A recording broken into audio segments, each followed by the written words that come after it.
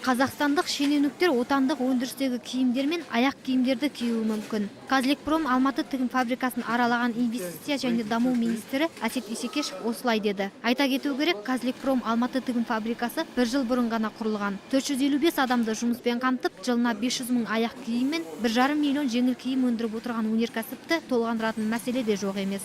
Проблема в кадрах. Мәселе мамандарда. Жақсы мамандар Италия, Германия, Польша, Түркиядан керек. Шындығын айтқанда, бұл елдер өнеркәсіпте 50 жылға алда келеді. Бізде бір сұрақ туындайды, деңгейлес және нарықта бәсекелес болу. Алайда бізде шикізат жоқ. Бізде матада өндірілмейді, тері өндірісі де дамымаған. Аталмыш кәсіпорынға қаржылай көмек беруге уәде берген министр бұдан кейін Алматы Қапшағай тас жолындағы құрылыс жұмыстарымен танысты. Құрылыс жұмыстары әзірге аяқталмағанымен, министр бұл жолдың туризм саласында маңызды екенін де атап өтті.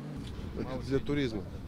Апатты құрылыс болмау керек. Дұрыс және сапалы қызмет ететін компанияларды таңдау қажет. Мұны бақылауға алу керек. Жол категориясына сәйкес арнайы сервис таңдалады. Оның ішінде медициналық көмегінің пункті, күзет аялдамасы, көлік жуатын орын, асхана тағы сол сияқты болуы тиіс. Бұл туризм және кіші бизнес үшін өте пайдалы. Бірнеше жыл бұрын құрылыс жұмыстары басталған Алматы Қапшағай жолы келесі жылы аяқталады деп жоспарлануда. Бұдан бөлек тағы бірнеше жолдың құрылыс жоспарлары бар дейді инвестиция және даму министрінің бірінші орынбасары Жеңіс Қасымбек.